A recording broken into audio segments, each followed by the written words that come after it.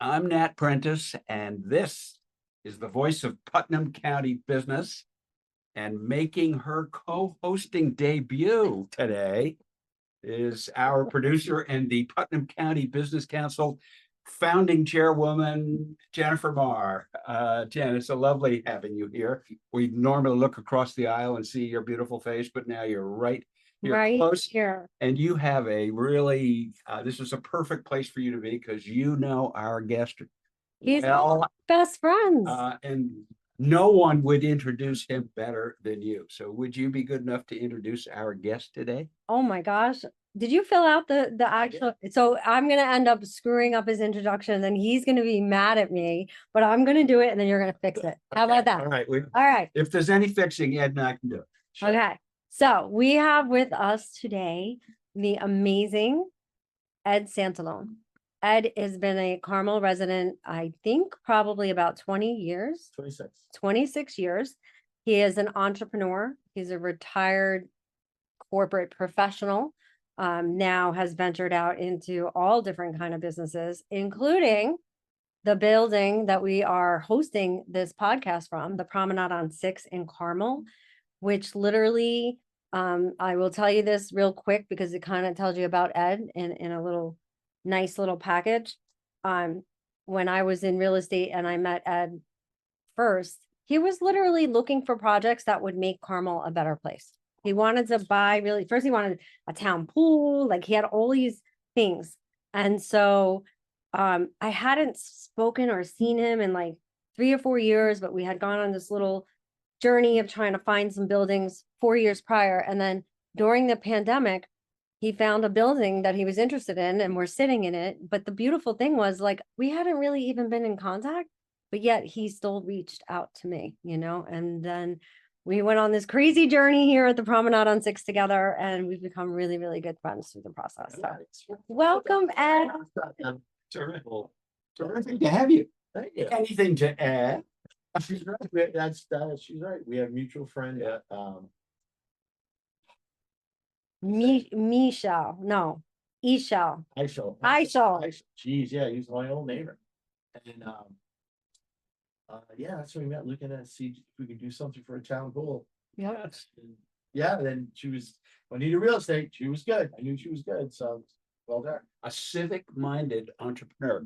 We don't get very many of those. And we're delighted to have you. We could jump in on any number of your activities, but let's take a bigger picture approach to it. What are the things that you like doing the best? What are you the best at? What's the skill set that's gotten you to where you've gotten, or at least this far? Because entrepreneurs, the nice thing about entrepreneurs, they don't stop. They just No, they don't stop either. I don't know. I think I always have a very good outlook on stuff. Yeah. And I must have a touch of visionary. Yeah, it's definitely a visionary. Yeah, I very much see something, and I like to think, to use a cliche out of the box, but to do different things, and go down paths, and when they don't make sense, I get off the path. And the paths have led me to very interesting places, including opening up Promenade on 6 here. So, well, tell us a little bit more about that. I mean, I've been in the building. I'm an admirer of the building. Although Jen tells us we're going to have to move the podcast studio I take that as success. Yes, that's good. That's a good thing. I don't think, but when you saw the building, how was it that you came to put this retail boutique into this space? So I had my own, or with Jen's. I had my dad had started an irrigation distribution company, sort of like Best Plumbing. We had one store in Long Island. Then I grew up doing that. I went to college, and to not do that anymore, and then ended up doing it anyway. My father soon retired, grew it a lot, and then I ended up selling it. When I sold it, I wanted to do something, and this was right before COVID started. And I looked at this building for sale, and I always thought it's a really cool building. And I didn't know what I was going to do with it, but it's like, you know what? It's a really I wanted to do something. I thought that's a really cool building. We can make something really cool out of it. And again, I had talked about the town pool. I'm like, we can make some kind of because I noticed I have 3 kids, and right now they're 25, 24, and 20. But then it's like there's there's nothing for kids to do. Nothing. Like, except for video games, there's nothing around for kids to do. Like, why don't, to make something where, I don't know, like when I was a kid, there was always stuff to do. Or that's what I remember anyway. And I thought we could make this maybe a cool recreation place or something, rent it out, do different things. So looked at buying it, talked to Jen, COVID hit, ended up getting it at a great deal for the bank that owned it. And then as soon as we got it, came a huge money pit. Had to put a ton of money into it. It was bad for a bit. And then it really, we got great tenants. I mean, we looked at renting at different places. Then Jen came up with the idea of doing a boutique mall, which you never would have thought of, but that's her. She sees things other people don't see. And we went with this concept and it's gone really good. I mean, we had a couple of hurdles in the beginning, but it's gone really, really well. I mean, now it's expanding enough that we didn't know if we could do anything ever with this wall. Now we have people competing for it. Yeah. I mean, it's great.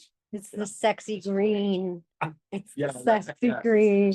So we've got this audience out there that's going to, both listening to you, is gonna replay you, because we're gonna get your podcast up on the website and get it onto the Spotify platform, and All the other ones. we'll Yeah. have plenty of opportunity to listen to this, but So I have But- more chances of making it for myself. Yeah, No. yeah. But the purpose is one of the purposes for sure is to help this audience learn something from you. And I mean, again, these are kind of searching. I should have given you these questions before. But what are some of the lessons you've learned in your entrepreneurial life?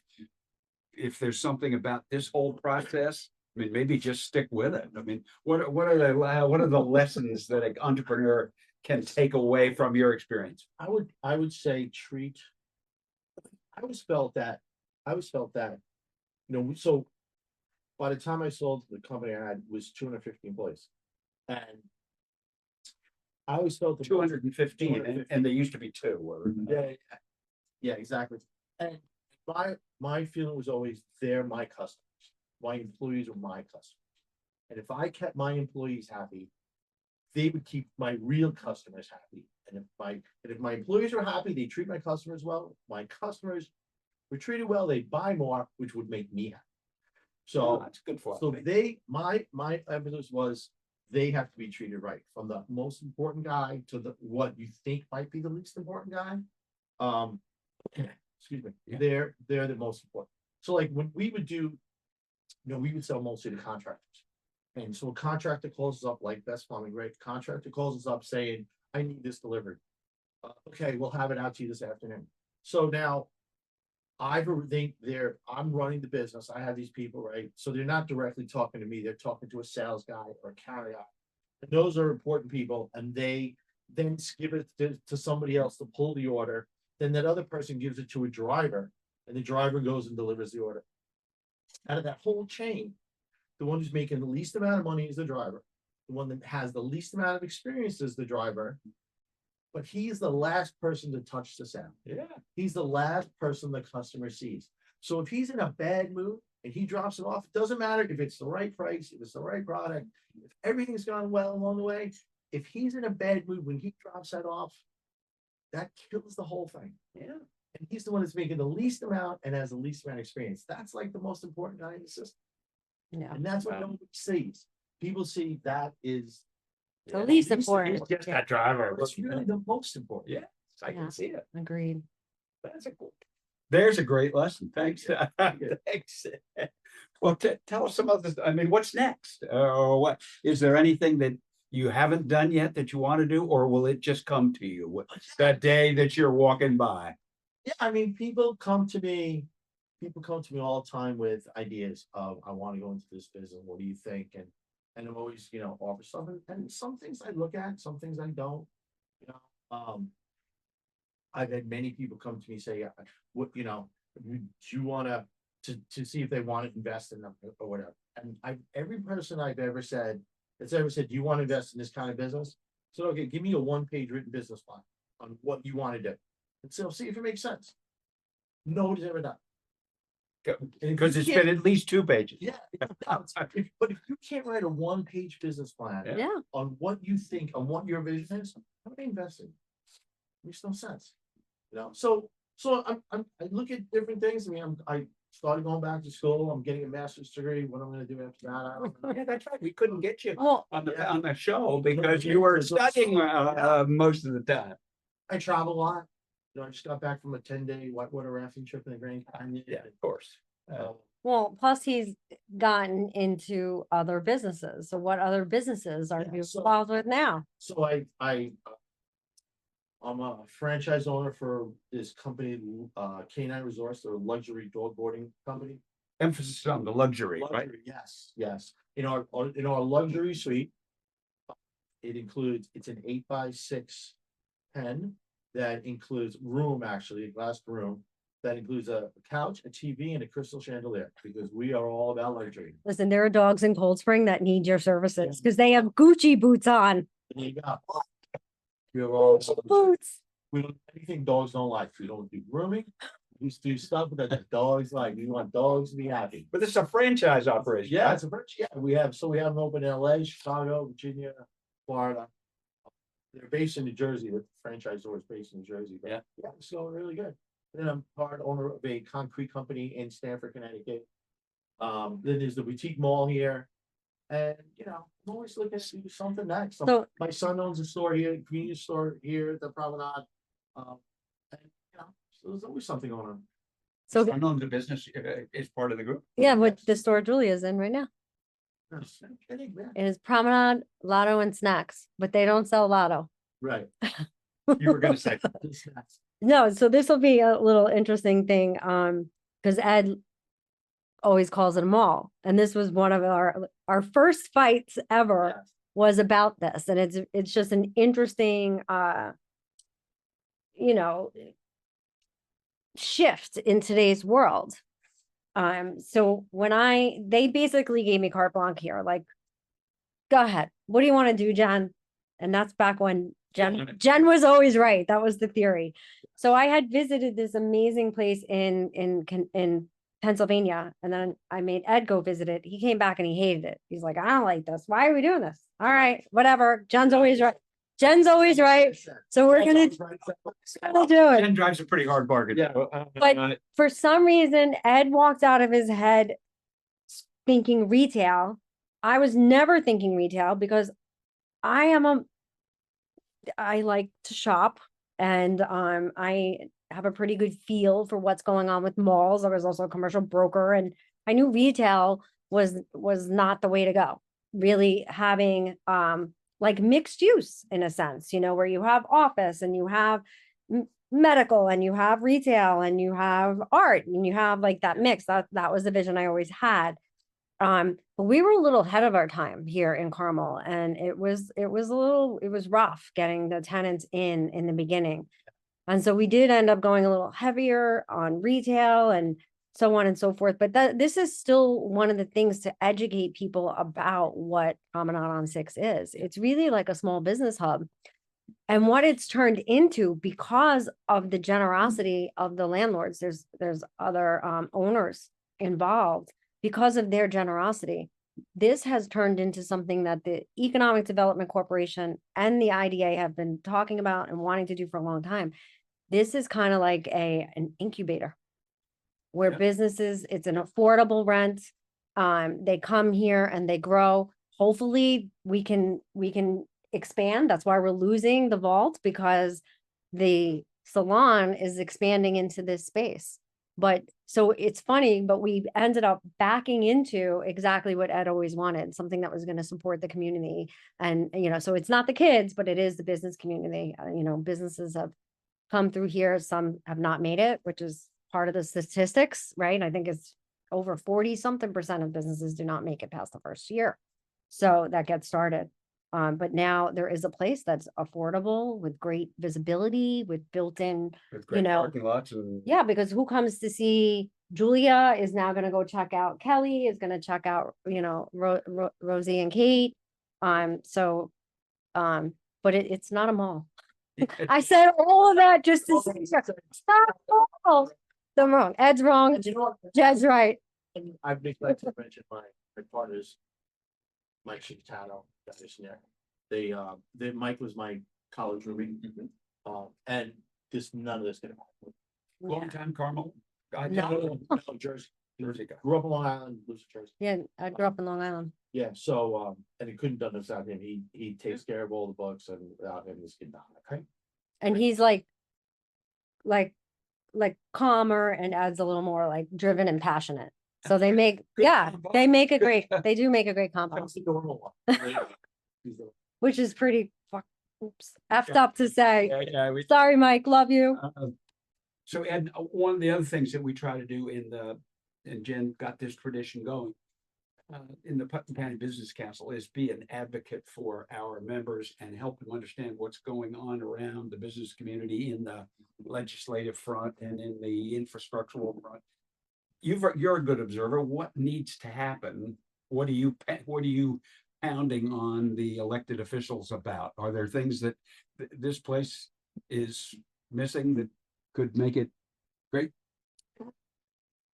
We're pretty blessed.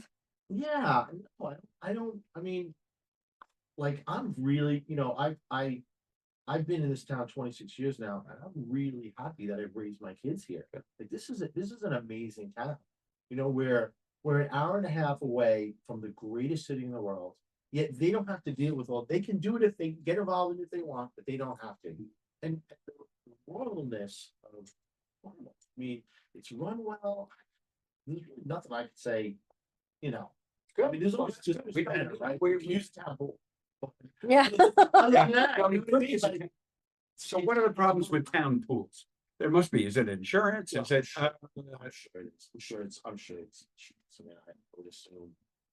Yeah, and it's an overhead, it's a line item that you have to put into a budget. Now, Nat has won the Democratic prime, what is it? The, I have a sort of a clear path to the Phillipstown Town Council. Yeah. Or a spot on the town council, something he's that the, I've wanted to do for a long time because I spent a lot of time watching them. Yeah. And I So- feel like I could do it again. so you get it. Imagine a town pool. So now you got to add into your budget the staff, the maintenance, all of the things. So it's like the location is only one of the hurdles. Yeah. But we've talked about it for years. and Never Parking, got through. it's not a small land area. No, yeah. That's right. That's right. Ed, so I'm really interested in what you're gonna do next, but I also understand. So is you don't he. know Yeah, yet. me too. You don't Me know. too, I do it. He decides Ed decides when he wakes up in the morning. That's a great life, but you do have a few Ed ground rules. If you're gonna approach me, it's gotta be on one page, and it's actually gotta make sense. Interesting. Fun. It's gotta be fun. I wanna do fun things. Got any clue, anything? Show me a good idea in the X space, Meeting up with the idea. okay. Okay, Well, marijuana was a space for a while Yes. that he was interested in. Yeah, my son and I were actually talking about opening a dispensary.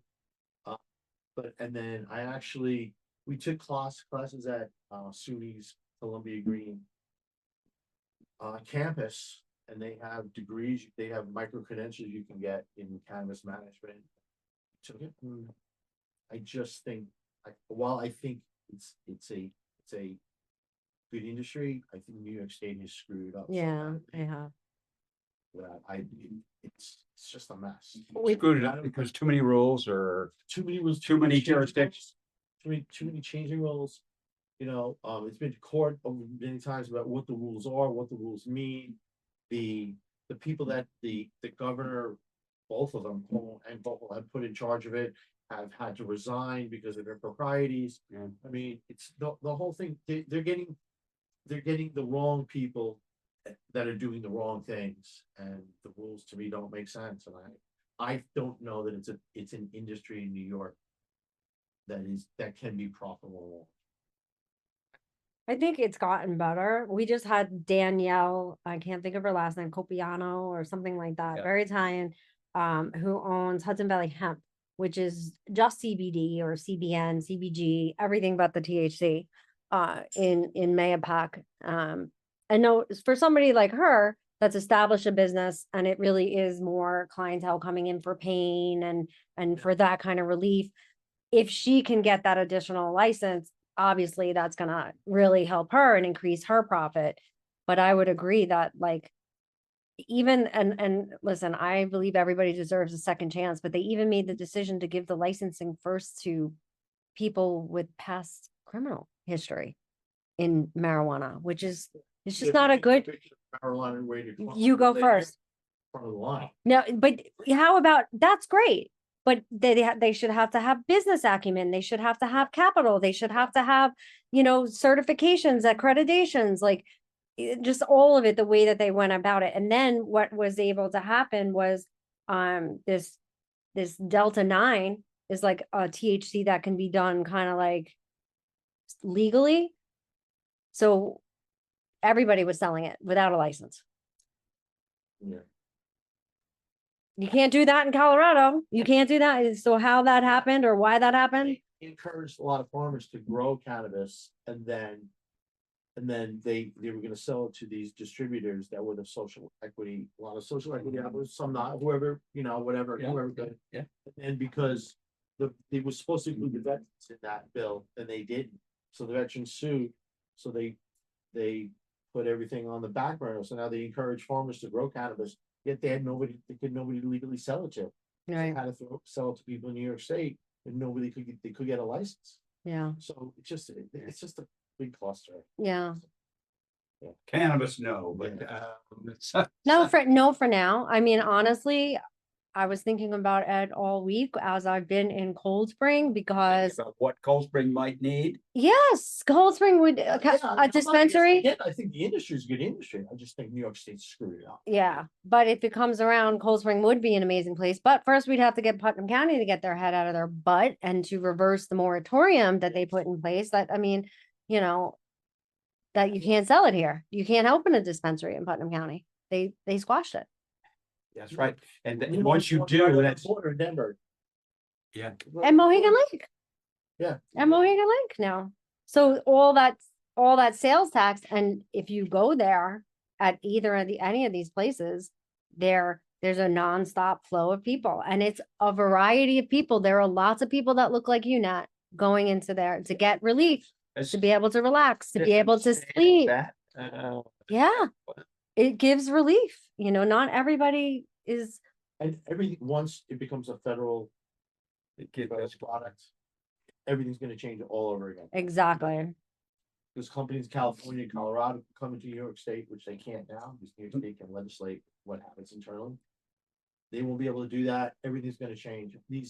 The places that have I think you can make money out of New York, but you have to have like 10 branches. Yeah. If you have one But 16, almost everything is like that, like that's what I tell restaurateurs, and like the goal is to have two as fast as possible, because then you're gonna be more profitable. But yeah, no, I agree. But that will be fun. I want to open up a marijuana store in Cold Spring with Ed, and I'll Yeah, let's come back to the beginning. Because you identified yourself quite quickly, and I fully subscribe to it, that you are a true entrepreneur with a touch of visionary thrown in. But say I'm a young man, young woman. Are entrepreneurs made, or are they just born? I mean, how do you get yourself in a position to be the kind of visionary you are? I mean, you just gotta take it as it comes. You gotta have a strong work ethic. You gotta have a strong work ethic and keep your nose to the grindstone. I mean, I know that when we were doing stuff, we would go through periods where maybe the sales didn't look great that month, and it was like, you know what, just do what, if you keep doing the right thing, the right things happen. Mhm. And you can't lose, you can't take your mind off for it. You gotta, if you do the right things, the right things happen. I'm a big believer in that. A big farm believer. If you just gotta have a strong work ethic, and you gotta have fun along the way. You gotta have fun along the way, of course. But if you can't let things distract you. Move forward with hope. no matter what. Yes. I love that. I love that. Good. I mean, we could go on most of the afternoon, Ed, if you'd like, but I should ask you once before you go, or before you leave us on this round. Is there anything is there another lesson, or is there something else you'd like to leave our audience with in terms of how they, How to be successful. Yeah, I mean, you've said a few things, but develop it a little bit more as to your recipe for success. I don't know that I don't know if I would say I'm successful. I mean, I guess other people would, but I don't really feel that way. Yeah. Maybe that's why you're successful, Maybe, yeah. because it's more of a journey, and Yeah, that's a cliche, but it's never done. If you're Yeah. successful, then you've made it. So, Yeah. Yeah, there you go. So exactly. Don't become, don't get to the point where you're satisfied. He's in college, you guys. Yeah. Okay, he's in college. So you didn't say, okay, I'm here, I'm arrived, I've made it. Nope. What's next? Keep going, keep growing, keep learning. Class too. Yes, he does. Like a class. So before we end this, I wanna, I don't know if Ed's aware, but I wanna make sure our listeners are aware. Yes, good. We are hosting our annual Trailblazers event, but this year is 40 under 40. So Oh. I happen to know that you have some tenants that are under the age of 40 that would make some really good nominees for that. And whether they win or don't win, it's great process, opportunity, makes them feel good. So I'm gonna encourage you, I'll get you that link, definitely nominate. And everybody out there, the deadline is September 15th, so it's coming pretty fast. And the event is October 16th. The last time we had a 40 under 40, we had over 400 people. Wow. And that is the largest business event that ever took place in Putnam County. So we would love to break that record. And, but in all honesty, my buddies at Villabro, Nikki and Johnny were both winners that year. And they might have had a few cocktails and kept us there till, like 1 o'clock in the morning. It was a lot of fun. I don't think that's going to happen again, but we had a good time. So please nominate. Yeah. And set aside a few minutes to do so. The nomination form, while not burdensome, does take a little time. You have to have some information on the people you're nominating. So. That's cool. Very cool. Well, awesome. This was so much fun. Lovely of you to come in. I'm glad we've been successful in tracking you down. We've wanted to have Ed on the program for quite a while, and we're delighted that you were able to work it out this afternoon. Ed, thank you for coming. Pleasure to know you. Thank you.